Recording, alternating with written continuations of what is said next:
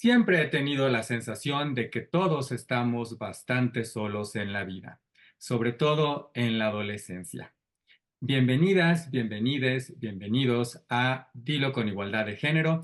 Esta cita que les acabo de compartir, esta frase es del periodista y escritor Robert Cormier y me parece que conecta bastante bien con lo que estaremos platicando hoy, que es adolescencia. La serie de este 2025 que yo creo que nos ha sorprendido a todos, que nos tiene a todos en conversación, que ya ha sido comparada o referida de alguna manera como la bebé reno de 2025. Y bueno, pues la verdad es que por favor ustedes compártanos si ya han visto esta serie, qué les ha hecho pensar, conversar. Los leeremos en los comentarios. Suscríbanse a este canal, por favor. Déjenos su like y compártanlo, por favor. Queremos que Dilo con Igualdad de Género llegue a muchas, muchas, muchas más personas. Y hoy estamos acompañados aquí de dos grandes expertos que siempre estoy muy, muy contento de que nos acompañen, que ahora les voy a presentar y ellos nos estarán compartiendo un poquito más de quiénes son y a qué se dedican. Claudia Wittig, qué gusto tenerte aquí este 2025 en Dilo con Ujú. Igualdad de Género. ¿Cómo estás? Bienvenida. Muchas gracias, Carlos, Nils, un gusto estar con ustedes y hablar de esta serie que cuando sientes que ya lograste descifrar todo, de repente sale una idea más y dices, ah, caray, y entonces nos muestra la complejidad justo del tema o los temas que vamos a platicar. Entonces, un gusto compartir este espacio con ustedes. Soy profesora de la Escuela de Humanidades y Educación del TEC de Monterrey en Campus Santa Fe. Soy maestra en innovación social, pero me apasionan tremendamente los temas de género y además mezclado con la innovación social. Y pues nada, me encanta compartir y hablar de lo complejo que son, como decía hace ratito, estos temas. em, y darnos cuenta de cómo todos estamos inmersos en estas espirales de violencia y a veces desde las cuestiones más pequeñas, las actitudes más pequeñas, pues constituyen la parte de algo importante de un todo. Entonces, siempre me gusta abordar estos temas desde la complejidad y los 20,000 factores que contribuyen a ellos. Gracias, Clau. Y nos acompaña también aquí Nips Trejo Olvera. Nips, bienvenida. Gracias por la invitación, Charlie. Hola, Clau. Qué gusto compartir el espacio con ustedes dos. Estoy contente de volver acá a esta pantalla. Yo soy doctor en estudios críticos de género y soy parte de la Escuela de Humanidades y Educación del Tecnológico Monterrey. Y también soy profesor de tiempo completo de la Universidad Autónoma de Querétaro en la Facultad de Lenguas y Letras. Y como saben, pues los estudios de género, los estudios críticos de género, específicamente en las vertientes de los estudios queer y cultura digital, pues son parte de lo a lo que me dedico a pensar, a investigar y pues yo creo que de eso también podemos encontrar en la serie que nos toca comentar acá hoy. Pues sí, creo que tenemos mucho, mucho que comentar. Creo que es parte del objetivo y qué bueno que lo está logrando Adolescencia. Como les mencionaba, propiamente es una miniserie, solamente tiene 4 episodios, cada uno de poquito más de una hora. De hecho, es ya una de las series más vistas en la historia de Netflix, ya está en su top 10, lo cual además es un mérito por el poco tiempo que tiene, digamos, siendo proyectada, pero además por número de horas, pues esta serie tiene 4 horas a comparación de otras series que tienen más episodios y tiene un número de vistas, pues también muy, muy alto. Esta serie detona, digamos, en el episodio 1 con la detención de un adolescente, de Jamie, quien tiene 13 años y quien está siendo acusado por haber asesinado a una de sus compañeras. Digamos que esto es lo que abre un poquito la historia. Una de las innovaciones que también mencionaremos un poco porque vale la pena y tiene que ver también con el impacto que está teniendo, es cómo está contada. Cada episodio es una toma continua. ¿Qué quiere decir esto? Que la cámara no se detiene. La cámara está acompañando a los personajes, se mueve alrededor de ellos, pero como vemos tradicionalmente en la gran mayoría de películas y series, no hay cortes. Es decir, no tienes a un personaje en una cámara y luego a otro, y todo esto está arreglado, digamos, en postproducción, la hilación de imágenes. Aquí no. Durante una hora, poco más, es la cámara que en algunos momentos incluso sale por ventanas, vuela, acompaña en autos, y bueno, esto nos da una experiencia también muy, muy importante y muy interesante en la serie. Eso solamente para darles un poquito de planteamiento, si ustedes no la han visto, si ya la vieron, para refrescarles un poquito la memoria. Les avisamos que habrá spoilers, es por nuestro bien, porque nos va a permitir hablar mejor de la serie. Y bueno, si ustedes no la han visto, no se preocupen, los spoilers van a hacer que la puedan disfrutar mucho mejor. Y bueno, yo lo primero que quiero platicar con ustedes es sus primeras impresiones. Antes de que ya nos metamos al detalle, ¿cuáles fueron sus primeras impresiones? ¿Cómo llegaron incluso también a esta serie? Lo que ustedes nos quieran compartir. Y Yo llego a la serie por recomendación de Netflix, ¿no? Porque aparece ahí entre los más vistos. em, y en realidad, como seguramente a ustedes también les pasó, no pude parar, o sea, que me quedé dormida y luego al día siguiente tuve que terminar. Em, y primeras impresiones es justamente es una serie que tiene un abordaje distinto al que creo que normalmente vemos de Hollywood alrededor de estos temas, ¿no? Y las mismas personas creadoras de esta serie explican que no querían que se tratara del morbo, de tratar de descubrir la verdad alrededor de si fue o no fue, cómo fue, este, sino más bien todo el contexto familiar, escolar, de redes sociales, de amistades, de profesores y profesoras, social, em, que hay alrededor de lo que sí no se llama en la serie un feminicidio, ¿no? Que luego, si quieren, podemos abordar también un poquito por qué en otros contextos no vemos tanto el uso de la palabra feminicidio, ¿no?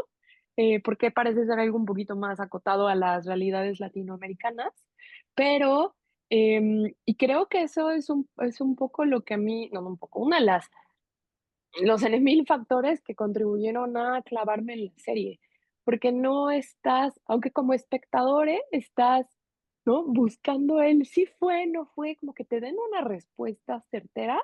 La realidad es que la serie se va más a qué, cuáles son esas variables que influyeron, no que justifican, pero que sí influyen, que construyen que realidades como estas, que casos como estos sean posibles. Y creo que es entonces ahí donde te atrapa. Como espectadora, creo que tienes que tener la mentalidad clara que no vas a salir con una verdad absoluta. Más bien que te vas a quedar con muchas más dudas y no necesariamente sobre la inocencia o culpabilidad de quien está siendo acusado de este crimen, sino sobre qué lo llevó a hacerlo, ¿no? Y cómo contribuye todo. Entonces, insisto, creo que deja más que dudas, deja muchas reflexiones, más que una verdad absoluta sobre un tema en específico, o sobre la inocencia o la culpabilidad de la persona. porque además esta serie es un thriller, pero no es un thriller tradicional, ¿no? Que ya lo apuntabas tú mucho, ¿no? Quien está esperando un thriller donde vamos a descubrir si es el asesino o no, o vamos a hacer toda esta investigación para encontrar el culpable, eso queda, vamos, en cierta manera resuelto rápido, aunque también en nosotros está un poco o un mucho el no querer aceptarlo, ¿no? Que al menos fue un poco como mi experiencia, ¿no? Yo tengo que compartirles que yo vi que iba a estrenar la serie, leí la sinopsis y dije, ay, no tengo ganas de ver algo como en estos contextos de drama y eh, además yo pensé que era como otra serie adolescente, de las cuales hemos tenido muchas, que tienen a lo mejor algún asesinato. Y dije, ay, no, como que no estoy tan interesado en esto ahorita, prefiero algo un poquito quizás más ligero, hasta que de repente empecé a ver que estaba en el número uno, que todo el mundo hablaba de la serie, y empecé a escuchar un poco también las cuestiones técnicas, y dije, bueno, esto está muy, muy interesante y bueno, yo en 2 días acabé con la serie porque pues sí está muy bien contada y te deja con muchas cuestiones que pensar al respecto. Nips, ¿cómo te fue a ti? Muy similar a lo que estás relatando, Charlie. En realidad, yo leí la sinopsis, no me cautivó, no, las películas y series sobre adolescencia no son lo mío, ¿no? Yo soy una persona que viene casi integrándose a las narrativas policiales o Black Noir, sí, ¿no? No son policiales, pero ¿cómo se llama este género? El noir, por El ejemplo, film noir. cine noir, nunca me apasionó hasta recientemente, ¿vale? Y igual que Clau, la veo que está en segundo sitio y digo, bueno, esto, ok, la empiezo a mirar y la tuve que parar porque no me cautivaba. Es verdad que la vertiginosidad con la que hemos estado ya desde hace unos años viendo que sucede las narrativas visuales va a contrapelo de lo que esta serie nos está colocando como una narrativa visual, ¿no? O sea, yo mantener ahí el foco en una toma extendida durante tanto tiempo me parecía aburrido, ¿no?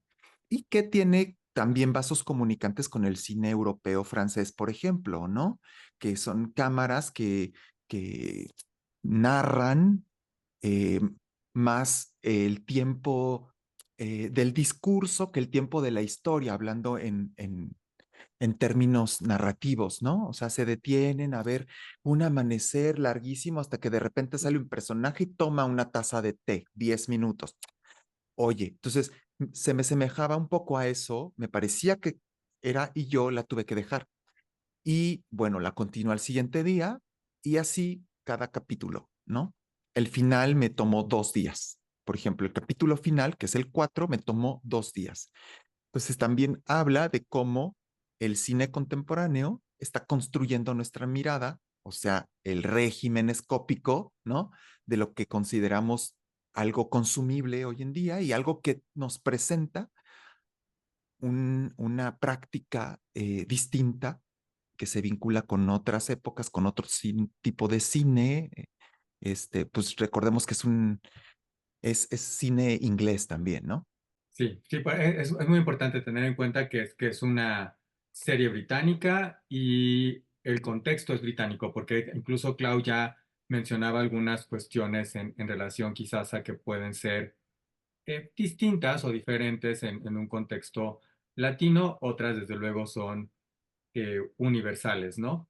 Y si tiene mucho, yo pensaba que esto es como un ejercicio teatral en cierto sentido, ¿no? Porque tienes en algunas ocasiones pocos actores, como en el capítulo 3, pero sí requiere de nosotros que lo mencionaba Nips, ¿no? Como quizás este tiempo o esta voluntad de sumergirte un poco. Creo que de repente ya lo hace la propia serie por la manera en cómo está contado, ¿no? Pero esta no es una serie que vas a poder ver mientras haces otra cosa, ¿no? La serie requiere tu atención y creo que la llama también, ¿no? De repente por las propias situaciones y dinámicas que se dan y porque hace este juego entre, pues desde luego, no nada más es la toma continua, sino es como tiempo real, ¿no? O sea, prácticamente estamos ahí y combina entre lo teatral y lo audiovisual,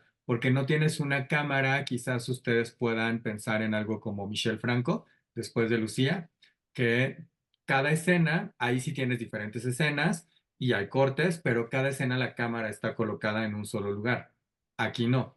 Aquí la cámara se va moviendo, o sea, tenemos, por poner creo que un ejemplo muy fácil de identificar, en este capítulo 3 donde tienes prácticamente dos personajes, la cámara de repente lo muestra a él, pero de repente pues, exacto, gira, se mueve, se acerca, se aleja, y entonces esto nos permite casi que ser un testigo más de lo que está pasando ahí, ¿no? Y eso lo hace pues también mucho más contundente, fuerte, revelador en torno a estas dinámicas. Y bueno, pues empecemos platicando ahora sí que del inicio, este primer capítulo que es muy importante el planteamiento que nos hace. De hecho, la serie empieza con un par de policías en un auto, están platicando y están, es un policía hombre, una policía mujer. Él está contando su dinámica con su hijo adolescente, al que no entiende de todo. Y de repente, pues les llaman y les piden que vayan a una casa que está ahí cerca y tienen que hacer la detención de Jamie, ¿no? Así que los vamos a ver irrumpir en esta casa, obviamente sorprendiendo a una familia que es una familia, pues digamos que bastante típica o tradicional: papá, mamá, una hermana, Jamie, que repito tiene 13 años, que además físicamente pues es blanco, es muy delgadito, eh, incluso pudiéramos pensar en un principio, pues es un adolescente pues que se ve un tanto inocente, no muy fuerte, no muy imponente. Y entonces, bueno, pues llegan pues con todo el protocolo, lo violento que puede ser este protocolo de detener a alguien, y pues les indican que se lo van a llevar porque pues es el principal sospechoso del asesinato de una de sus compañeras. Obviamente, al ser un menor, pues lo tendrá que acompañar su papá, ¿no? Y ese es, digamos, que lo que detona la serie y lo que detona este episodio. Si me veo en retrospectiva a cómo estaba yo abordando este primer episodio, creo que caigo en justo creo que en lo que la serie también, maneja, aunque a lo mejor no tan explícitamente, en que el propio personaje de Jamie, por las características físicas que tú acabas de decir, hay un sesgo hacia pensar que es inocente, ¿no? Y más en un contexto, si ya lo ponemos en un contexto o más político, en un contexto europeo, donde la mayoría de las veces eh, son a las y los migrantes de Medio Oriente, de África, incluso migrantes latinos, a los primeros que se les señala, ¿no? O sea, lo que le conocemos el racial profiling, ¿no? El perfilamiento racial o étnico, más bien, me gustaría más hablar desde lo étnico, que cuando te presentan a una persona que cumple con ciertas características que los medios tradicionales, los políticos, las autoridades nos han hecho creer que ese es el perfil de una persona que sí es culpable de algo, entonces luego se lo creemos. Pero cuando te presentan a una persona caucásica, un niño, adolescente en realidad, porque ya niño no, pero con unas características bastante infantiles, incluso hasta como una manera de moverse, de expresarse, el primer sesgo en el que puedes caer es, aquí hay gato escondido, ¿no? Aquí hay algo que se tiene que resolver, porque no parece tener lógica lo que me están presentando, ¿no? Lo que están diciendo que hizo con lo que yo veo del personaje. Y entonces creo que como espectadora entras en este dilema propio de decir, pero ojo, estás cayendo en un sesgo. También una parte muy importante, y lo mencionaste, o sea, al ser menor de edad, pues tiene que estar acompañado de un adulto. Y entonces es aquí cuando el papá se vuelve también un personaje principal en toda la serie, ¿no? O sea, no es un no es un personaje más, o no es un factor más que influye en Jamie. También vamos nosotros descubriendo a Jamie a través de su papá. Creo que cuando yo me acerqué a la serie inicialmente, o en el primer capítulo, había en mí esta duda que a veces se contrapone con estas ideas decoloniales y feministas, y tener que cacharme y decir, no, o sea, porque te estén presentando un personaje que cumple, o más bien que no cumple para nada con el estereotipo o el perfil que tendemos ya desgraciadamente, gracias a la violencia simbólica, a asociar con que es una persona culpable. Tienes que entonces estar más atenta a qué señales te van dando para que tú digas, te abras a la posibilidad de, es muy, lo que me están presentando es la realidad, es la persona culpable, ¿no? Creo que incluso en algún momento llegas a dudar del actuar de las policías, ¿no? En favor o, dándole el beneficio de la duda a Jamie, y creo que yo me descubrí así en el primer capítulo, y ya luego abordamos un poquito más como en los otros capítulos, pues se va desbordando, se va más bien desmoronando esta idea de una inocencia casi, casi adquirida únicamente porque el personaje te enternece, porque el personaje es todo el perfil de lo que tú creerías que es una persona inocente o incapaz de cometer algo tan atroz como lo que de lo que se le acusa. Y es que la serie juega muy bien con lo que nos muestra, ¿no? O sea, por ejemplo, hay un video, hay pruebas, pero no necesariamente nosotros lo vemos, ¿no? Y luego está todo lo que tú mencionas, Clau, en términos de, pues, la construcción del personaje. Y yo me acuso que también varios episodios estuve con, es que no puede ser culpable, mm, en principio por la edad, ¿no? O sea, cómo alguien tan jovencito pudiera ser responsable quizás de algo así. Que claro, pues esto cobra mucho más sentido una vez que entendemos no nada más el contexto de esta historia, sino nuestra propia naturaleza cuando somos adolescentes, ¿no? Donde todo está maximizado. Acuérdense cuando todos estuvimos en esa etapa, eh, que es como muy natural que o amas o odias, casi nunca hay puntos, intermedios, ¿no? Y además pasas de una emoción a otra en nada, ¿no? A mí me gusta mucho cómo lo ilustra Turning Red, por ejemplo, ¿no? Que es una animación, desde luego, pero la metáfora del panda creo que viene muy bien para explicar y visualizar más fácilmente cómo de la nada, pues estas emociones nos transforman, en ese caso, afortunadamente en un panda rojo y sin consecuencias como aquí. Nips, ¿cómo te fue con este inicio, con este capítulo? A mí me parece que la serie inicia con el clímax, ¿no? Y después va todos los siguientes capítulos en descenso. Ujú. Entonces empieza álgida sí, un cenit alto, porque hay una violencia explícita, hay un allanamiento de la casa de esta familia, hay un sometimiento de todas las personas, que es madre, padre, hija mayor y este hijo que es el menor, ¿no? Cuando entran al cuarto de Jamie, lo sacan de la cama con fuerza, lo someten, para mí es muy impactante, ¿no? Y, y me doy cuenta pronto que hay una eh, presencia importante de protagonistas masculinos, ¿no? A mí me resuena eso porque yo con las masculinidades no tengo un vínculo ni me apetece estar en círculos de masculinidades. Y entonces lo que veo allí me empieza a chocar a mí, ¿no? Es como, ok, es una serie que me va a hablar de unas formas de vida. Y en efecto, el policía, que es un policía afrodescendiente, es muy importante también como para mostrarnos otras cualidades de lo que estaríamos denominando la masculinidad, ¿no?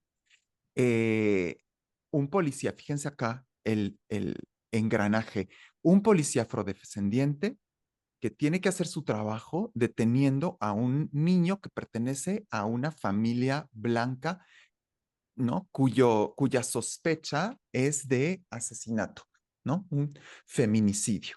A ver, yo aquí me acuso que con todo lo que pasa en el primer capítulo, yo seguía en la incredulidad, decía, esto no puede ser, tengo 3 capítulos, me tienen que convencer de que esto va a ser de que hay alguna otra explicación y no la hay, pero hay una mejor explicación, hay un mejor entendimiento. De hecho, sin anticiparme, me gusta esta perspectiva tuya, Nips, de que este es el clímax. Yo pensaba, y para mí el clímax es el capítulo 3, porque creo que el capítulo 3 no hay vuelta. O sea, en el capítulo 3, eh, quizás para quienes teníamos alguna duda de lo que pudiera ser o no capaz Jamie, eh, pues se acaban ahí.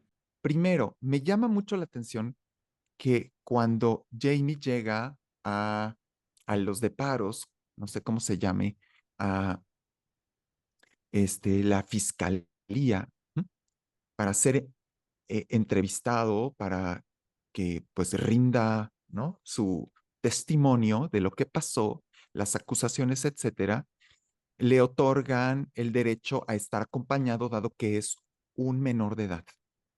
Y se me abren todos los canales, ¿no? Las leyes que pesan sobre los menores de edad y cómo eso ha sido en México una parte importante para aprovecharse, ¿no? Y la inclusión de los menores de edad en los crímenes. Entonces ya desde allí me detona, ¿no? Como situando mi mirada. Luego me doy cuenta que pide que sea su padre el que le acompaña. Y yo dije, bueno, ¿que no tiene una madre? La serie está montada en la sospecha, nunca se mueve de ahí. Yo me pregunto qué pasaría si Jamie fuera un niño negro. Lo que se revela es que el funcionamiento de la ley está en razón de proteger a unas personas y no de otras. La aplicación de la ley obedece de unas maneras, ¿no?, que favorece a unos anclajes importantes raciales y no a otros. O sea, a mí y acá me empieza a asustar muchísimo, porque estamos viendo cómo la asesina, cómo la apuñala. El niño dice, no soy yo. El papá se debate entre creer y no creer. Los policías saben que es él, pero todos los siguientes capítulos sigue en términos de sospecha. Justamente es importante que las narrativas, las series, las películas busquen romper estos paradigmas, romper estos estereotipos, estos prejuicios que podemos tener en primera instancia, ¿no? Yo sé que quizás para contextos latinoamericanos o distintos al norteamericano, a veces no entendamos la relevancia de una película como en su momento la tuvo Black Panther, pero para mí era muy importante entender y conectar que muchos hombres y mujeres negros dijeran, esta es la primera vez que tengo la oportunidad de ver una película o una serie en la que puedo aspirar a ser un superhéroe, puedo aspirar a ser un rey, puedo aspirar a ser una líder, y no me están diciendo que estoy condenado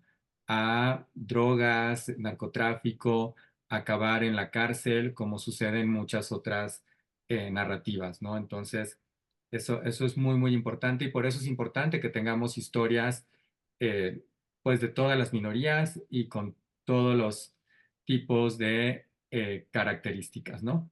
Que justamente mencionas, Nibs, que entonces nos damos cuenta que la justicia aplica diferente, ¿no? Para cada grupo étnico, dependiendo del contexto. Y creo que no nada más la justicia, sino como sociedad reclamamos o somos súper, eh, mm, nos adelantamos a emitir un juicio sobre la posible inocencia o culpabilidad casi que certera de alguien, sin ser jueces, sin ser impartidores de justicia, sin ser alguien que está en los sistemas judiciales. Como sociedad apoyamos estas narrativas, ¿no? ¿Por qué no las cuestionamos? ¿Por qué no cuestionamos cuando nos presentan a alguien como culpable de algo cuando cumple con un perfil perfectamente hegemónico en términos de estándares de belleza o perfiles occidentales? Pero cuando son personas racializadas, entonces como sociedad, entonces ahí sí damos cabida a algo, pues seguramente las autoridades están haciendo bien sus cosas. Entonces, no es nada, y viene todo esto al caso porque yo doy una clase que se llama Violencia, Dignidad y Justicia Social, y donde muchas veces mis estudiantes me preguntan como, bueno, pues entonces ahora qué hacemos, ¿no? Si yo no puedo cambiar el sistema judicial o no puedo, yo no estoy estudiando para ser juez o jueza o abogada o abogado, y creo que esta parte de cómo socialmente eh, replicamos los mismos sesgos y estereotipos, pues al final son los que se van a ver replicados en instituciones, en tomas de decisiones, en cómo se ejecuta o cómo se lleva a cabo la justicia. Y para mí esto sí es muy importante a la hora de acercarse a la serie. O sea, darse cuenta de cómo eh, están jugando de una manera súper inteligente y también súper sutil con nuestra mente para que creamos en que es esa policía la que está cometiendo un error o que tenemos que pedirle las N mil pruebas y que nosotros como espectadores las veamos para convencernos, porque ese personaje no empata con lo que si me hubieran presentado un personaje distinto, yo le hubiera creído desde el inicio, ¿no? Y entonces luego también te vas a ver a redes sociales y ves un montón de discusiones alrededor de, este caso está basado en el caso del migrante que atacó a persona un migrante de República del Congo que atacó a personas en el Reino Unido. Y luego vas a ver las declaraciones de las y los creadores de la serie, y la mayoría te dice: "Yo me inspiré o me surgió la idea a partir de ver que estos eran casos de gente blanca cometiendo este tipo de crímenes en el Reino Unido". Entonces, hasta ellos mismos te están dando la idea de que o la propuesta de deconstruye, a lo mejor, la idea de quién es un criminal, a quién es susceptible de cometer un crimen, y abandona esta mirada colonial sobre, em, quién es una persona culpable. Entonces, a mí eso me interpeló sobremanera desde el primer capítulo. A mí me cuesta trabajo pensar que la sociedad son los actores que contribuyen a la racialización de las personas. Recordemos, ¿no?, que esta distinción entre normalizar y cotidianizar que Michel Foucault nos ayudó a pensar, ¿no? O sea, las personas no normalizamos, son las instituciones las que normalizan. Y es importante reconocer cómo las que tienen esa capacidad de realizar biopolíticas, las personas no tenemos la capacidad de, ¿no?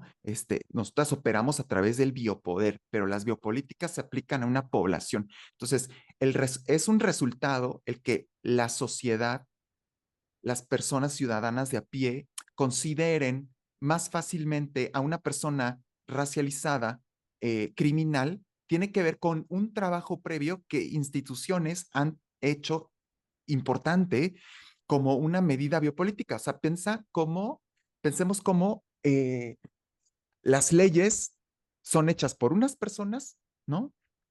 Para considerar ser aplicadas a otras personas, ¿no? Entonces, acá se normalizan unas cosas y lo que vemos en la sociedad es el resultado de esa normalización. Entonces, también responsabilizar a la sociedad, pero exculpar a las instituciones, a mí me cuesta mucho trabajo como seguir esa lógica. Eh, Pienso en el texto, por ejemplo, de Angela Davis, ¿no? Sobre el punitivismo y las cárceles. Ella, negra, mujer en los Estados Unidos, pensando en el punitivismo y cómo opera. Entonces es muy importante también pensar que la policía, en qué ocasiones la policía ha contribuido a desmontar estos maniqueísmos y las formas racializadas de la aplicación de la justicia. ¿No? Está cañón. Entonces, no sé, como que la familia, por ejemplo, y nosotros como espectadores, nuestra mirada está determinada también por todas las narrativas cinematográficas, como dice Charlie, que han colocado una cantidad tremenda de personajes dentro de celdas y cárceles racializadas y las personas blancas, pues no. Y aquí vemos lo contrario. Entonces también aquí hay en cortocircuito, ¿no? No sé, por eso me costaba trabajo pensar que la sociedad eh, tiene un trabajo para pensar de otro modo, sí, sí lo tiene, pero no es la sociedad la que causa que todo esto o que contribuye a que todo esto se alimente, ¿no? O sea, son actores, somos actores en tanto que sociedad, me parece, pero operamos y obedecemos a unas biopolíticas específicas. No sé qué piensan, igual y me equivoco, ¿no? Ok. No, yo coincido contigo y además me haces pensar en varias cuestiones, ¿no? Por un lado está el que nos olvidamos que estas instituciones son creadas por nosotros, ¿no? Y al final eh, están reflejando nuestras propias eh, pues carencias, errores, áreas de oportunidad, como querramos verlas. O sea, yo estaba haciendo una conexión con una película que en principio a lo mejor les va a sonar un poco raro, pero pensaba en Cónclave y cómo Cónclave genera toda esta discusión. No, no está alrededor de la iglesia, de la religión como tal, sino de la iglesia como organización que gestiona la iglesia, que es una cuestión distinta, ¿no? Tú podrás ser católico, cristiano o no, tener esa ideología, pero quienes ejercen el control o quienes llevan los hilos conductores de la iglesia son quienes al final inclinan la balanza por un lado o por el otro, ¿no? Que vaya, creo que eso conecta mucho con lo que estamos comentando y conecta mucho con lo mismo que propone la película, ¿no? Pero vaya, creo que va un poco en ese sentido la manera en cómo conecté con esto que mencionabas, Nips. Y además conectaba yo y quería hacer un par de acotaciones más a relación a otras cosas que mencionó también Clau, ¿no? Y que mencionaba Nips, en el sentido de, tenemos estas ideas de quiénes son criminales o pudieran serlos o no. Y es parte de la propuesta de la serie, porque la serie quiere romper paradigmas en el sentido de cualquiera, cualquiera puede ser, o sea, no está en cómo te ves, ¿no? Simplemente pensaba yo en Ted Bundy, ¿no? Que pues era un tipo físicamente muy agraciado y que nadie pensaba, ¿no? Y que también cambia para los criminólogos y para la justicia toda la idea de... Hace poco tuvimos la serie de los hermanos Menéndez, que de alguna manera también juega con ello. Y Jeffrey Dahmer. Jeffrey Dahmer también, desde luego. Y pensaba en nuestro contexto mexicano, hace relativamente muy poco, sí, nada, tuvimos este caso de Valentina Gilabert, esta menor de edad también, que es atacada por otra menor de edad, que ya era una madre soltera y que el detonante parece ser que Valentina ahora estaba saliendo con quien es el padre del hijo de la también menor de edad que la ataca, ¿no? Entonces, creo que nos da también un indicativo de, obviamente hay detalles de estos casos que son distintos, pero estas cosas también suceden en el contexto mexicano y latino, ¿no? O sea, también están presentes aquí con nosotros. Y bueno, si les parece bien, creo que vale la pena que nos movamos al capítulo 2. Este capítulo 2 encuentra a el detective, al policía, llegando a la escuela de Jamie. Quiere pues conocer un poco mejor el contexto pues escolar, quiénes eran sus compañeros, sus amigos, sus profesores, pues tener una mejor idea de qué estaba sucediendo alrededor de Jamie y qué pudo haber detonado pues esto, ¿no? ¿Qué estaba sucediendo ahí? Que yo pondría dos cosas sobre la mesa, creo que al menos para mí son como las más rescatables, seguro hay más, pero bueno, tenemos tiempo limitado, digámoslo. Pero por un lado, el comentario del el caos que se vive en esta escuela, ¿no? Que incluso lo mencionan por ahí de, bueno, pero es algo sucede en esta escuela que realmente se cumple el objetivo de la escuela, porque pareciera ser que estos profesores están tratando también de poner control a la adolescencia, que de por sí ya es un caos por sí misma, y ahora a grupos de adolescentes, y entonces pues parece que ponen películas y ven la manera como de mantenerlos no necesariamente educados, pero sí entretenidos, quizás, no lo sé, creo que eso por un lado está ahí, y por el otro en cómo finalmente sí obtiene ciertas respuestas y las obtiene de quien no las espera, ¿no? Que es su hijo quien se acerca y le platica, que además para mí eso fue como muy revelador de, eh, pues al final la información está ahí, está en las redes sociales y los mensajes están a la luz de todos, pero no necesariamente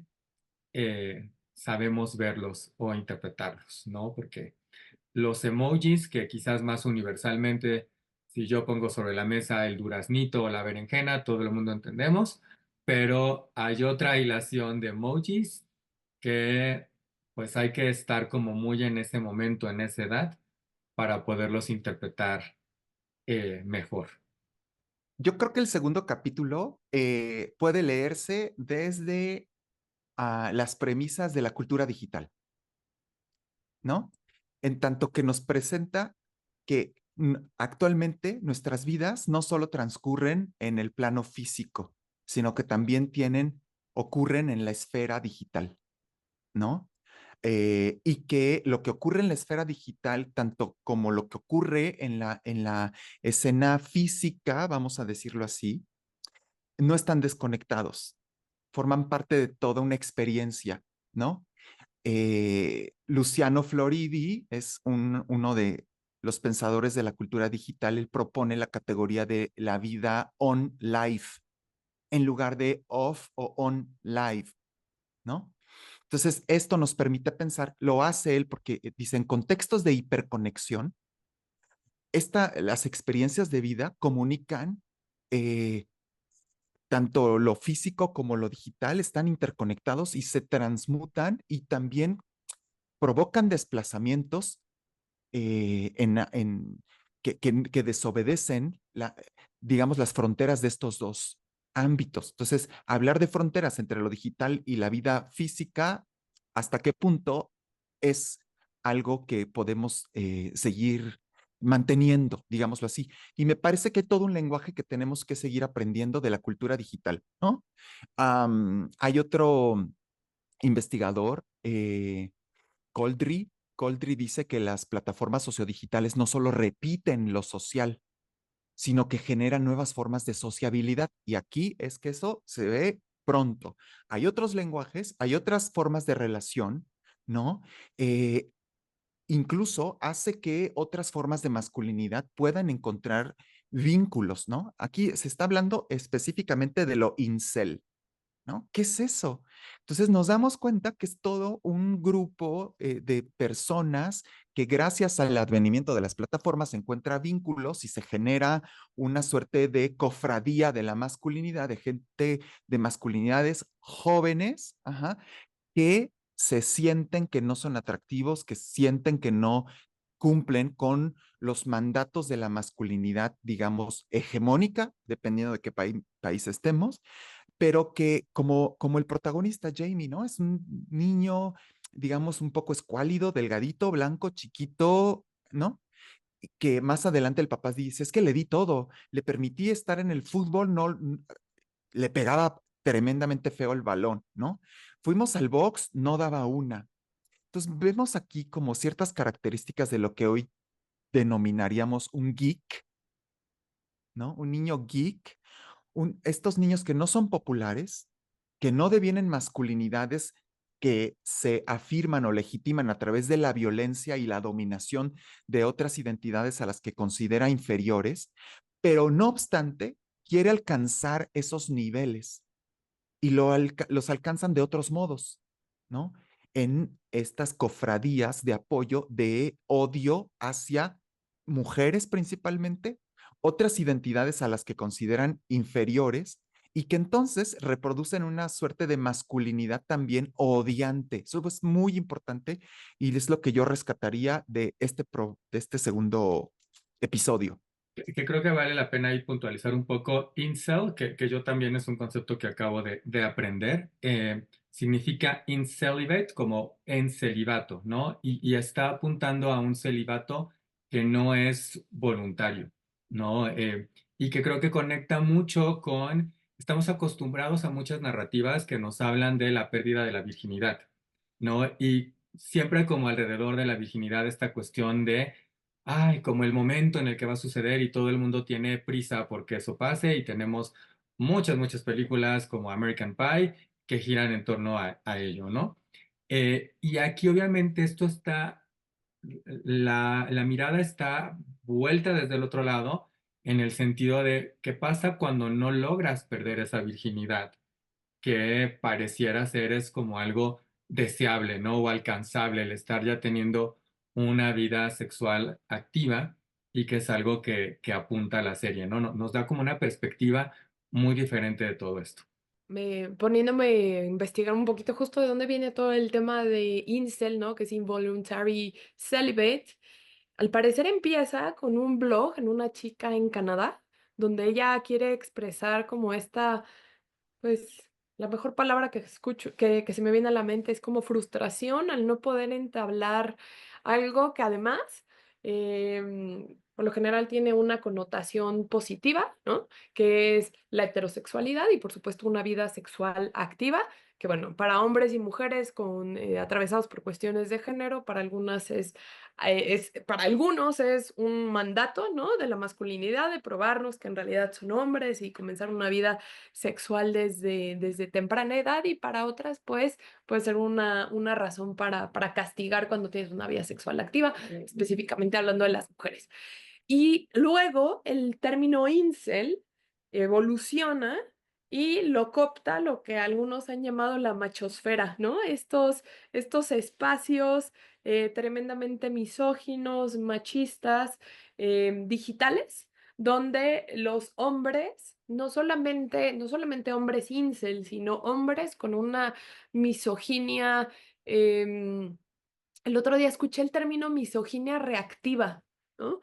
Eh, Se encuentran donde hayan a personas que piensan como ellos y entonces se vuelven estos foros sin ningún tipo de control, de filtro, sin ninguna, eh, no sé, alguna reflexión que lleve a una convivencia sana entre las personas, ¿no? Al contrario, se vuelven estos círculos donde se propicia y se dinamiza el discurso de odio, que en algunos casos, como el que se ilustra en la serie, pues no queda nada más en un discurso de odio, ya se concreta en un acto de violencia y violencia física en contra de una persona.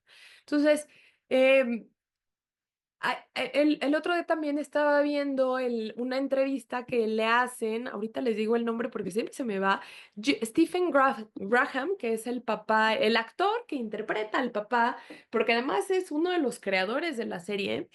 Y dice que él lo que quería, una de las cuestiones que quería hacernos reflexionar es sobre una frase en inglés que dice, It takes a village to raise a child, ¿no? Entonces se necesita toda una comunidad para educar o para criar a un niño o una niña. Y creo que el segundo capítulo, y que luego lo vamos descubriendo un poco más en lo familiar, en el tercer y en el cuarto y final capítulo, nos habla de cómo entonces vienen todos estos insumos, todos estos actores que contribuyen a la formación de las infancias y las adolescencias, ¿no? Y también el papá en algún momento escuché en una entrevista que decía, yo quería salirme de esta idea, que la serie también te la trata de plantar ahí como una hipótesis, ¿no? Y te hace dudar. Quería salirme de esta idea de que todos, en este caso todos los niños o adolescentes que cometen este tipo de crímenes o de formas de violencia vienen de un hogar roto. Entonces, donde vas a encontrar esta como respuesta inmediata en, bueno, es que como en su familia vive violencia, entonces, por ende, esta persona ha sido capaz de cometer esto. Y el tercer y cuarto capítulo, aunque claro que nos presenta esos la importancia de los roles que jugaba el papá, la mamá, la relación con la hermana, etcétera, etcétera, en realidad nos presenta una familia, vamos a decir, bastante funcional, ¿no? Claro, con cuestiones de género muy marcadas, con una masculinidad a lo mejor no tan forzada de parte del papá, ¿no? Es más, tú lo acabas de decir, creo, Nips, ¿no? Que dice, bueno, es que yo lo llevaba al fútbol y no es que alguna vez le haya reclamado por ser malo en el fútbol, más bien el papá como que muy disimuladamente se avergonzaba de él. Pero entonces no vemos un papá que de una manera ni violenta ni explícita haya tratado de reforzar la masculinidad hegemónica en Jamie.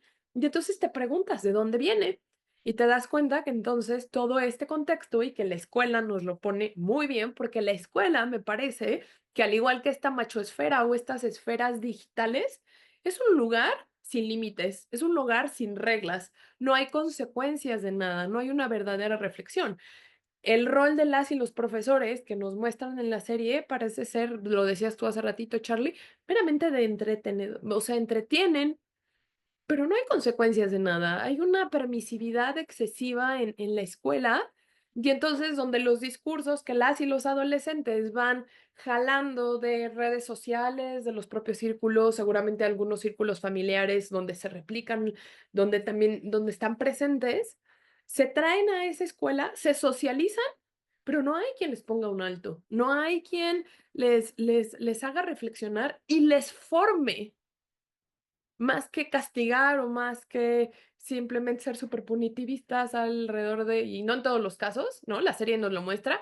Hay personajes que se mencionan ahí brevemente que tenían permiso de hacer todo sin ningún tipo de consecuencia. Entonces, para mí este segundo capítulo se vuelve mucho más revelador en cuanto a qué, más que qué motiva a Jamie, qué elementos de su contexto fue incorporando en este discurso que lo llevan después a cometer este acto. El tema de los incel, hay una serie, ojo, la recomiendo medianamente, seguramente no sé si ya la han visto, que se llama Machos Alfa. La última temporada es una serie española. ¿Por qué digo que medianamente? Porque creo que si como espectadores la vemos desde la comedia y no en realidad el mensaje que nos trata de mandar, puede que quede en eso, en jijiji, jajaja, y no en realidad una reflexión. Creo que la serie la reflexión la logra menos que medianamente, pero bueno. También se trata de esto, ¿no? O sea, de este discurso de los hombres, de la mujer me debe algo, ¿no? Sobre todo desde la heterosexualidad. Dice Rita Segato, esta antropóloga y activista feminista, dice Rita Segato, que las violaciones no son producto de personas con enfermedades mentales, no son productos de anómalas o de psicópatas sociales, son producto de una cultura en la que la violencia juega un papel muy importante. Y entonces aquí te das cuenta que Jamie entra en esta categoría de una persona que no tiene, que en su contexto tiene todo para ser una persona educada, formada, con valores, que respeta la vida de otras personas. Y entonces ni siquiera es una persona enferma, no viene de un contexto familiar disfuncional o roto, y aún así logra esto. Entonces, em, por eso creo que este segundo capítulo es tremendamente revelador de cuáles son las otras escuelas que acaban formando para mal estas ideas de la masculinidad, las relaciones entre hombres y mujeres, y más a una edad donde hay una presión tremenda desde la masculinidad hegemónica que luego se vuelve tóxica, tienes que demostrar, también dice Rita Segato, que la masculinidad es algo que está constantemente a prueba y que como sociedad estamos pidiéndole a los hombres que nos demuestren, ¿no? Los ponemos a prueba para que nos demuestren, entonces si pasan la prueba le dices, muy bien, eres un hombre de verdad, ¿no? Entonces ya no vas a ser sujeto a formas de violencia o de discriminación. Y entonces las relaciones sexoafectivas se vuelven una prueba más, ¿no? Para no ser catalogado como alguien débil o incluso utilizar la orientación sexual como una ofensa que nunca lo debe de ser, entonces tienes que probarlo. Y entonces ahí la violencia se vuelve algo instrumental. Yo necesito acceder a eso que tú tienes, mujer, para probarle al resto de las personas que no soy de menos valor y que cumplo con los estándares de la masculinidad y el respeto y los privilegios que el patriarcado me va a dar cuando yo te demuestre que tengo este certificado de que soy un hombre de verdad.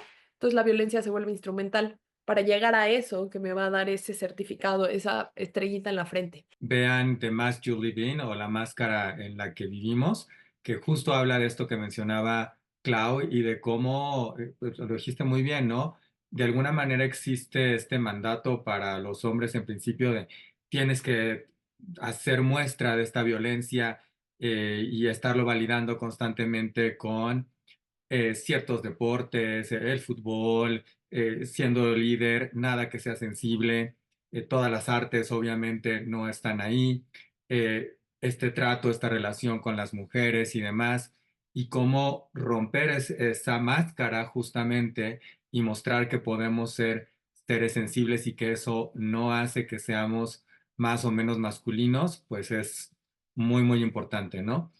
Así que creo que es importante echarle un ojo y reflexionar sobre ello, ¿no? Porque creo que es muy complicado y el título es muy metafórico en ese sentido, ¿no? Porque de alguna manera a los hombres nos educan en un principio a estar en esta máscara, ponernos esta máscara que oculta quiénes somos en realidad y que pudiéramos y debiéramos ser seres más sensibles.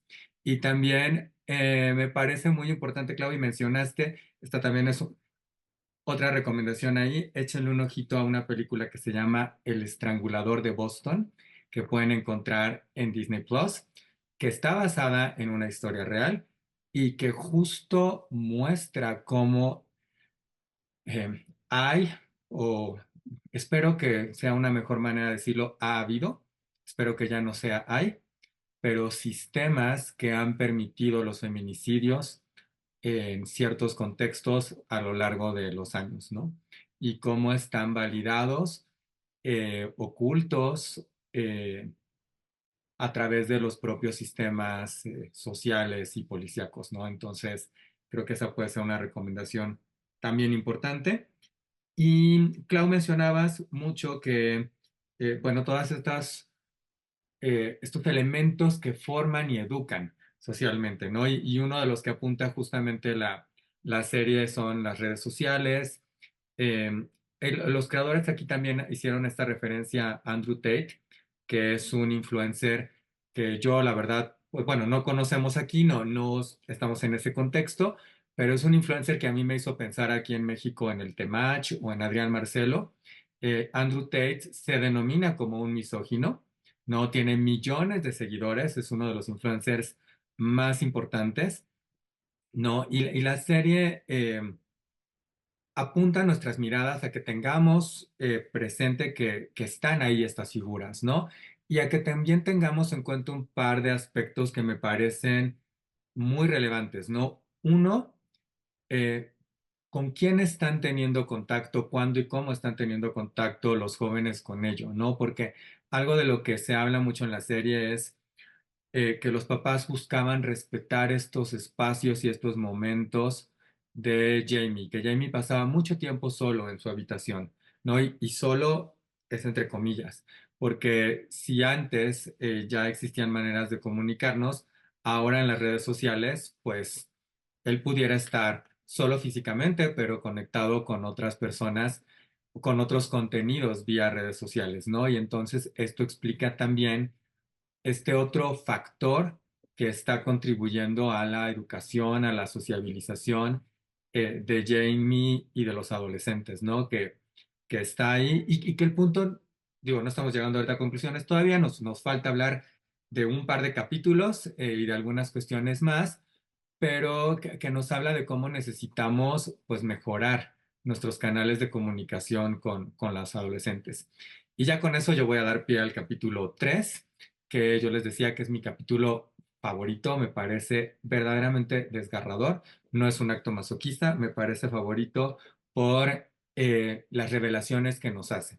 En este capítulo llega una psicóloga quien pues tiene por tarea evaluar a Jamie y evaluar principalmente, más que a Jamie per se, si Jamie comprende lo que ha sucedido, ¿no? Jamie ya ha sido evaluado por otros psicólogos, ella misma ya ha conversado con él antes y ella llega a esta evaluación, digamos que como en buen ánimo, ¿no? Él le trae un sándwich, va por un chocolate, le pone bombones, ¿no? Entonces, pues llega como en la mejor actitud de que tengan una buena eh, comunicación y de poder, pues, conocer y comprender mejor eh, ¿qué, qué ha pensado Jamie al respecto? Para este momento ya han pasado meses, no recuerdo ahorita si son 3 o 7 meses, pero ya son varios meses los que han, 7 meses, son 7 meses después del crimen. Eh, y bueno, yo los quiero escuchar, solo diré que el capítulo termina con, ella le preparó el sándwich que le llevó, ¿no? El sándwich que empezó, que se comió y demás, y al final ella tiene asco del sándwich. Entonces, creo que eso nos dice mucho a través del sándwich que se convierte como en un símbolo, en un objeto, eh, ahora en su relación con Jamie, sobre lo que ha descubierto, digamos, ¿no? O verdades con las que se ha quedado. Para mí este capítulo es también, no sé si el favorito, pero para mí es el más inmersivo, porque sientes que estás al lado de la psicóloga, ¿no? Hasta tienes este miedo que ella percibe. Está esta desesperación, a veces el querer enternecerte y de repente cambias. Entonces, sí es un capítulo que te lleva a los extremos o a los polos de las emociones. Em, para mí este capítulo es muy revelador de cómo en un sistema patriarcal la masculinidad significa poder. Y lo difícil que es para, no solo para los hombres, para todas las personas, em, darnos cuenta que estas prácticas que hace ratito decías, Nips, no recuerdo si utilizaste la palabra normalizarlas, o sea, están tan normalizadas que es difícil ver la relación entre ellas. ¿Por qué digo que es poder? Porque hasta el propio lenguaje corporal de Jamie, en contra de la psicóloga, muchas veces es la demostración de poder, ¿no?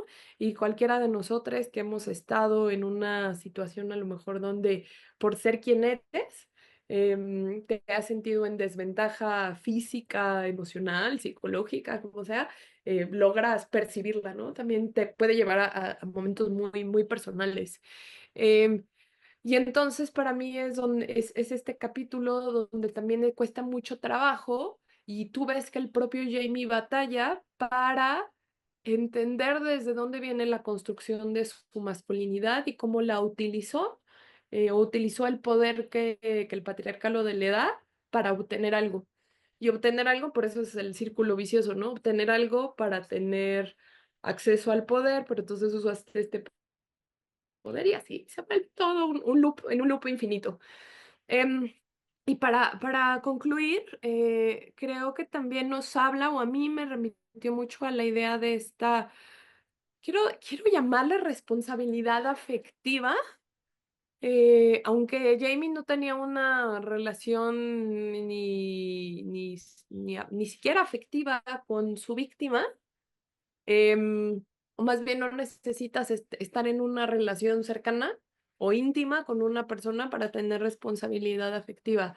Porque si bien, y ojo, quiero hacer así una advertencia, no estoy diciendo, no estoy exculpando ni justificando nada, pero creo que también nos da a entender cómo la falta de responsabilidad de las personas en redes sociales o en interacciones sociales presenciales físicas eh, pues replican esta violencia. ¿Por qué? Porque la chica, la víctima, la víctima del feminicidio también ejerció una violencia en contra de Jamie. Insisto, no justifica lo que pasó, pero entonces entendemos todo este contexto, ¿no? Y entendemos desde dónde vienen las ansias de poder que tiene Jamie y que acaban en un evento tan, pues tan fulminante como este. Entonces creo que hablar de masculinidades y de cómo los hemos puesto como sinónimo de masculino igual a poder y a veces como sinónimo también de impunidad,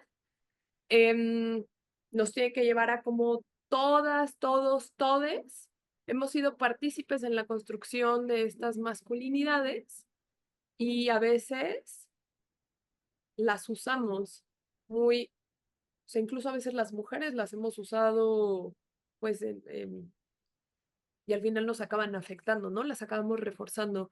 Entonces, me quedo ahí para que nos dé tiempo de lo demás, escuchar a Nif también. La psicóloga me gustó mucho, es un papel interesante, ¿no? Es alguien que te escucha y alguien que te presta atención. Y eso está, a la baja hoy en día. Me parecía también que este capítulo a mí me dio mucho miedo, eh, mm, me incomodó mucho la imposibilidad que tiene la celda de la masculinidad de comunicarse, de expresarse lo que tiene. O sea, me parece que la masculinidad es un lugar el- en el que, en el que se lo pasa muy mal. Eh, Vimos a este adolescente adolecer, ¿no? aunque tenía a una persona que le tiende la mano, hay un conocimiento de la impunidad. O sea, siento que muchas masculinidades desde muy temprano aprenden su impunidad en el mundo. Entonces, no importa dónde estén, qué hagan, incluso en un contexto donde las condiciones sean desfavorables, como en un de paro siendo entrevistado porque estás acusado de asesinato, feminicida, aún en esas condiciones, este niño tenía claro que puede hacer casi cualquier cosa, porque su barrio le respalda.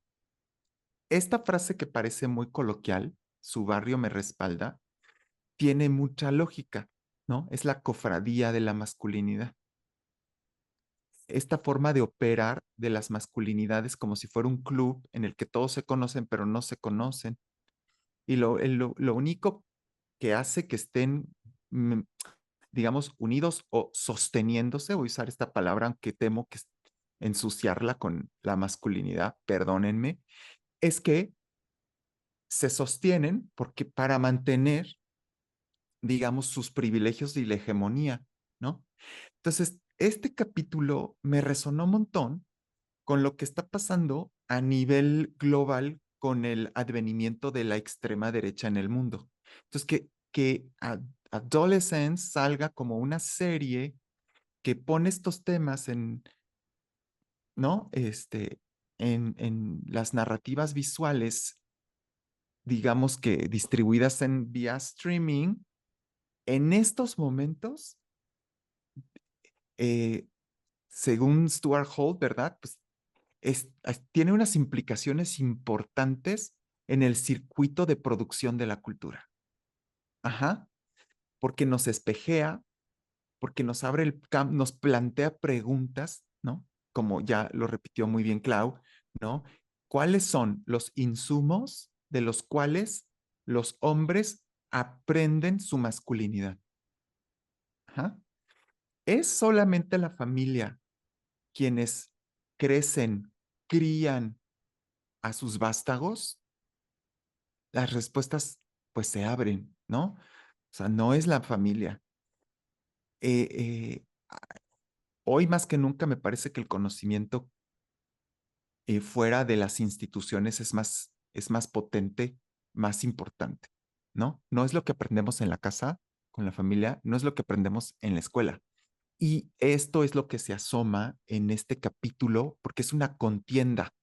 Aquí tenemos a una mujer en una situación, digamos, de poder, porque ella al menos está en libertad, está ejerciendo su labor, su trabajo, su profesión, y el niño está acusado. Y entonces se revierten los canales de poder. Parece que el niño tiene la sartén por el mango, muestra este poder, esta agresividad que no le habíamos visto antes, que no corresponde con su físico, que no corresponde con lo que hemos construido de la blanquitud de las identidades. Y dices, tenemos que empezar a cuestionarnos sobre qué sujetos ejercen violencia, ¿no? Y quiénes son violentados acá.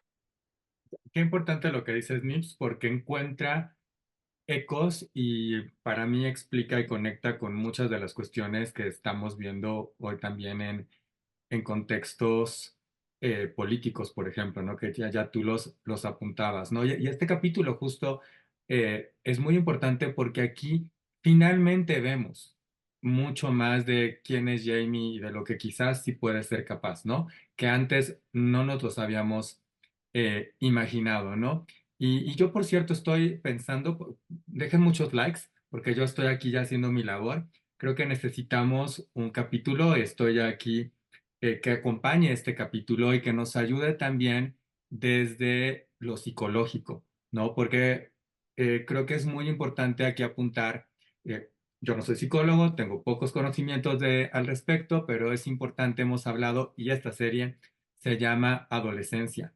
Y muchas cosas pasan en la adolescencia, todos estamos encontrando quiénes somos, tanto físicamente como psicológicamente, estamos conformando nuestras personalidades, estamos estableciendo límites, estamos aprendiendo a controlar nuestro carácter, ¿no? Que venimos de la infancia, donde tenemos quizás estos límites establecidos por nuestros papás, pero luego en la adolescencia estamos en esta negociación porque pues los papás ya no van a estar con nosotros o no debieran de estar con nosotros todo el tiempo, ¿no? Y nosotros debiéramos de ser capaces de auto regularnos, ¿no? Entonces, creo que también eso es importante tenerlo aquí y que apunta mucho a lo que la propia serie está buscando, ¿no? Y ya para ir a nuestro último capítulo y conectando con esto que se llama adolescencia,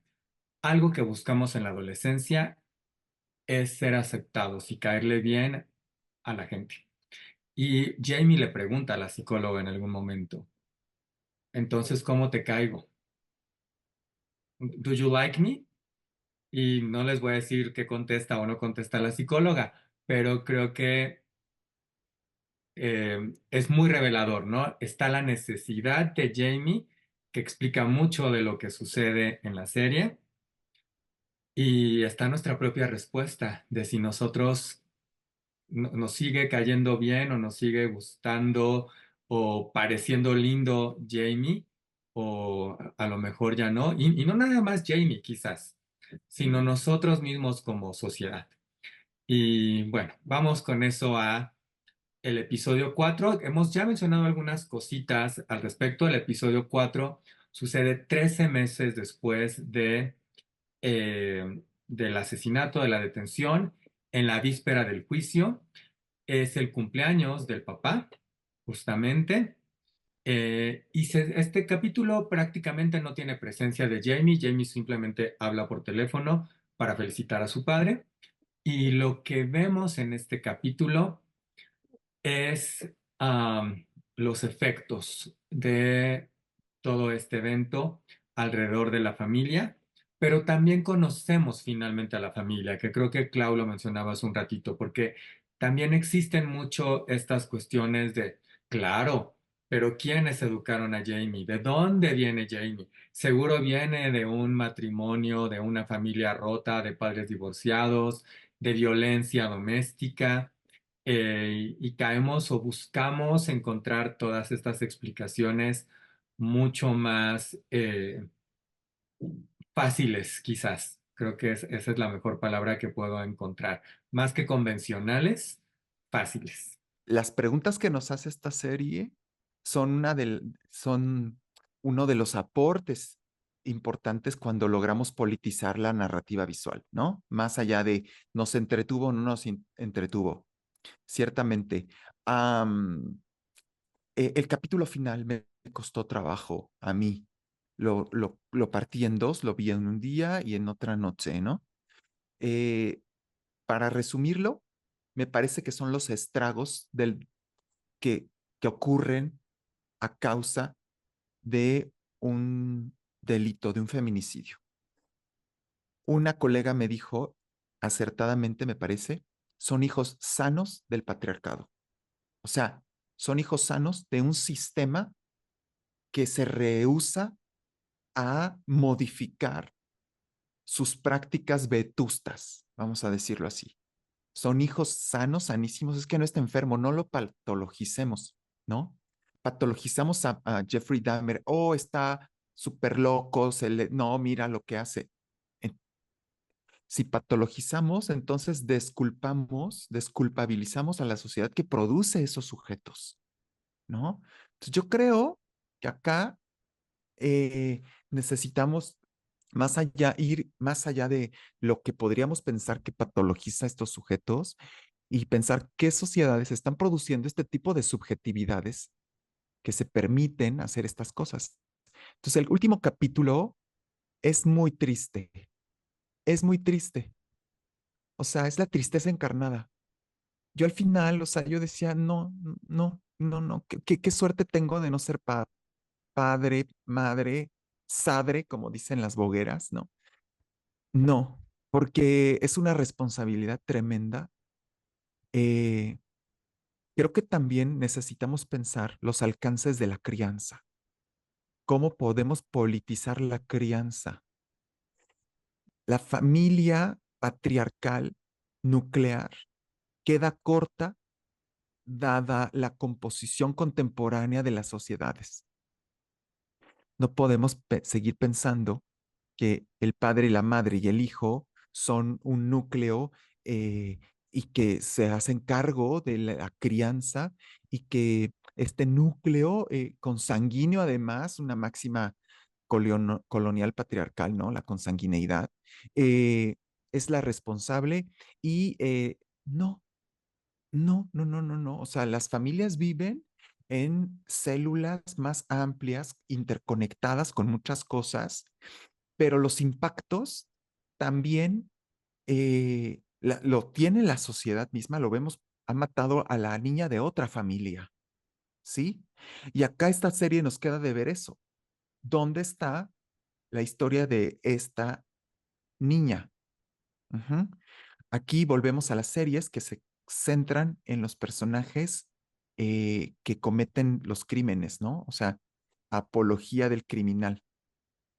Es interesante, es importante porque hay que pensar esos enclaves que producen las masculinidades cuyos crímenes son los que experimentamos todas las personas, sí, pero también, digamos, rompe con algo que ya otras series prorrateadas en streaming venían sosteniendo. O sea, incluso de Jeffrey Dahmer contaba la historia de este eh, señor joven que mataba a personas homosexuales varones, pero conocíamos a, a profundidad las historias de las víctimas. Acá no sucede eso. ¿No? Entonces, una cuenta pendiente. No estoy diciendo que esté mal, que esté bien, sino que vayamos viendo qué cuenta, qué historia, ¿no? Y con esto termino. Pensé mucho en que la crianza sigue siendo un ámbito y un territorio dispuesto hacia las feminidades. Y no terminamos de ver a los hombres incursionar en la crianza, en el cuidado de sus hijos. Ustedes pueden decir es un papá sano, pueden decirme estuvo presente, hizo lo que pudo. Yo creo que los hombres pueden más. Yo creo que los hombres pueden más y tenemos que exigirles más porque por eso crían y por eso tienen hijos, ¿vale?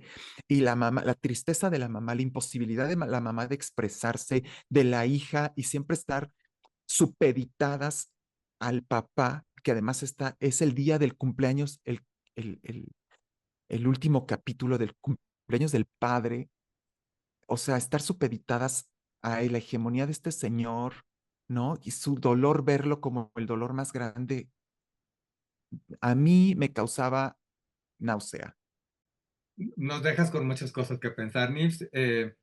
Y yo quería agregar ahí que estar presente no es estar ahí, ¿no? O sea, no es ir al festival escolar, no es habitar la misma casa, o sea, estar presente es conectar, es involucrarse, ¿no? Solo creo que era importante también puntualizarlo. Me gana Nibs dos frases, la de los hijos sanos del patriarcado, que justamente es esta idea de dejemos de estigmatizar a las personas con enfermedades mentales, porque aunque habrá algunas que te lleven a ser violenta o no magnificar las consecuencias de tus actos, en definitiva, esto no es una enfermedad mental, esto es una enfermedad social, ¿no? Como nos hemos formado. Y lo segundo es que Nibs, estoy de acuerdísimo contigo. Para mí el capítulo fue desgarrador.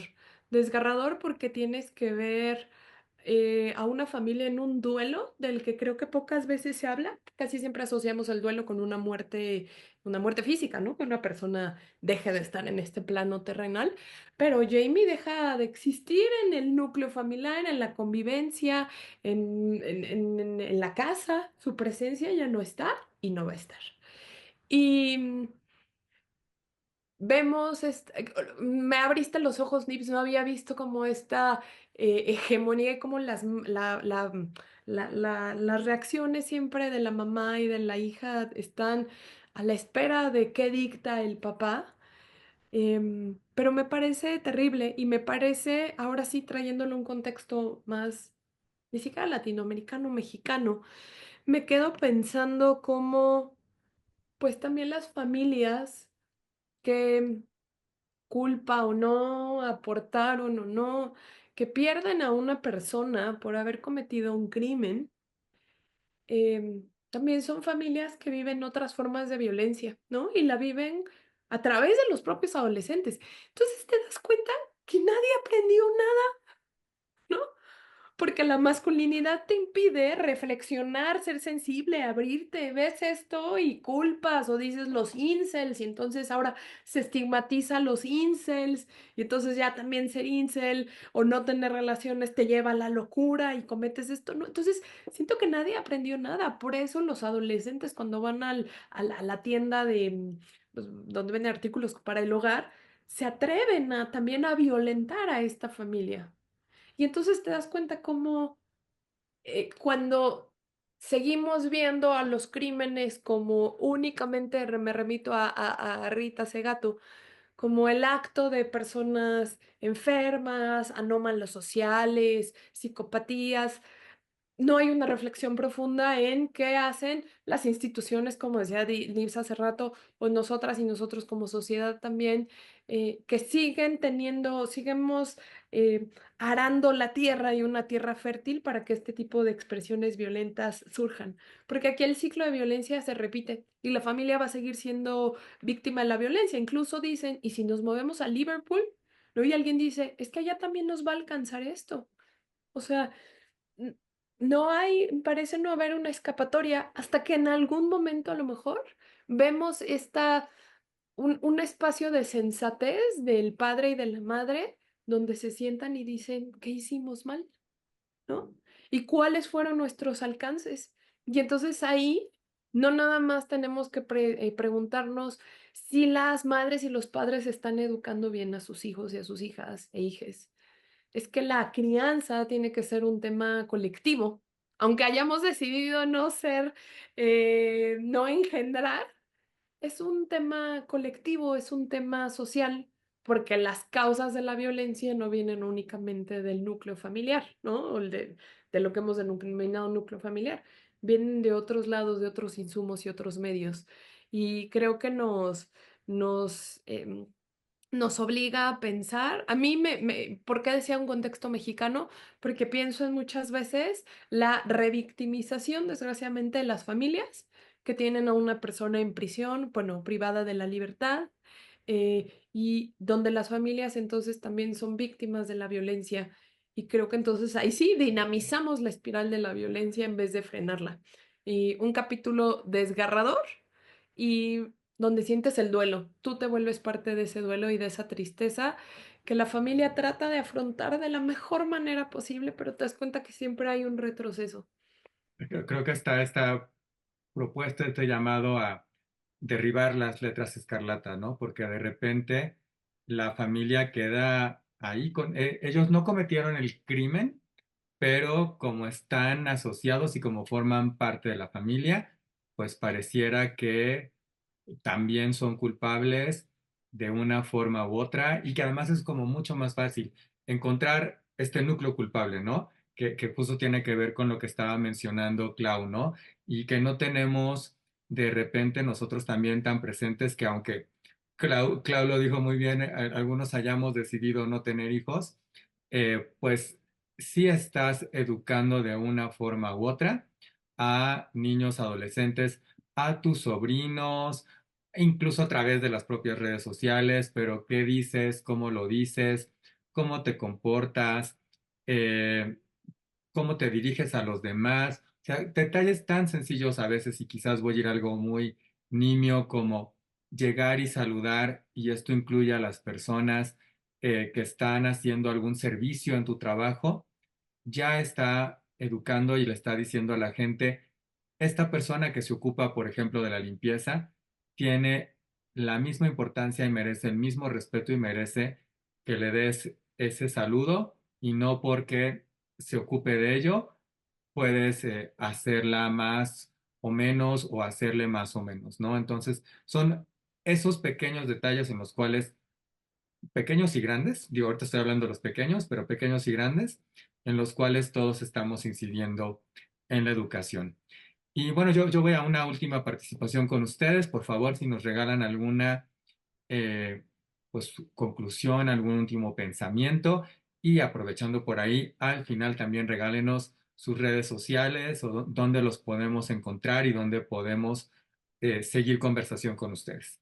Dos cosas para mí sobre la serie Adolescencia. La primera, y lo digo pronto, am, la pregunta sobre cuáles están siendo las respuestas de las masculinidades ante los constantes cuestionamientos de los movimientos feministas y LGBT y de las disidencias sexuales, ¿no?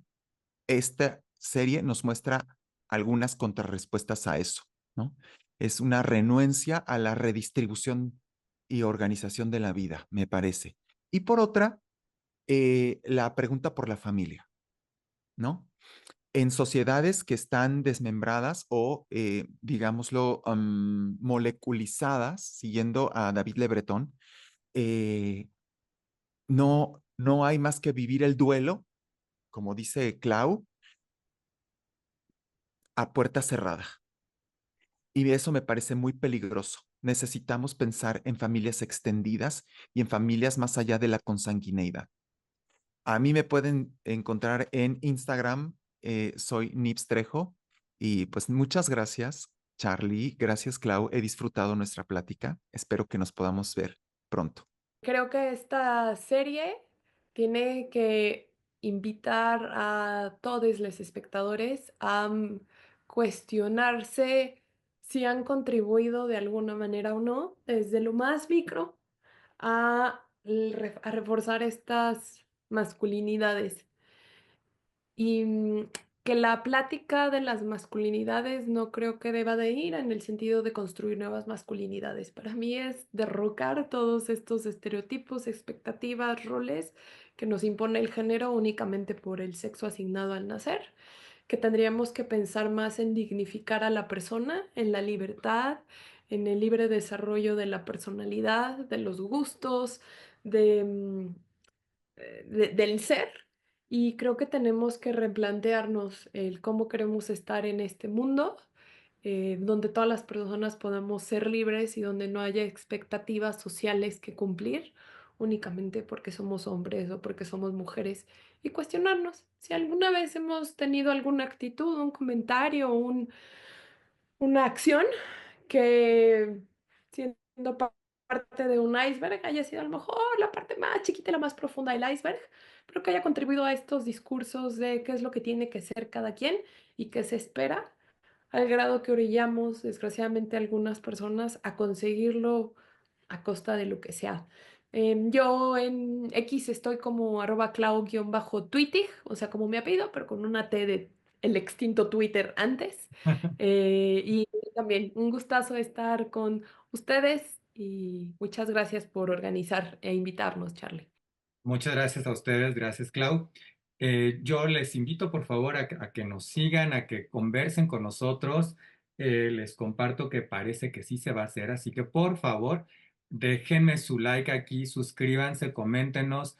Adolescencia me parece que afortunadamente está consiguiendo el objetivo que persigue y es esto, que conversemos, ¿no? Que hagamos, que tengamos esta reflexión interna, pero también en grupo, en familias, la cercana, la extendida, socialmente, ¿no? Y qué parece que se va a hacer es que tengamos un episodio que acompaña a este con Aki Meribes, que es también un participante frecuente de Dilo con Igualdad de Género. Él es psicólogo, como ustedes saben, para que nos dé toda esta perspectiva psicológica, porque creo que vale mucho la pena acompañar este episodio por una mejor comprensión que quizás no tuvimos en nuestro momento o no tenemos ahorita si ustedes tienen hijos, de qué pasa y qué nos pasa en la adolescencia, ¿no? Y por qué suceden todas estas cuestiones, que es parte de lo que está planteando también la serie. Entonces, pues, gracias por acompañarnos. Creo que nunca viene mejor el título de nuestro programa. Así que está la invitación. Dilo con igualdad de género. Déjenos su like, comenten, compartan, suscríbanse al canal y nos vemos muy, muy pronto para que la adolescencia y todo se diga con igualdad de género, se diga con dignidad y lo repito, dilo con igualdad de género.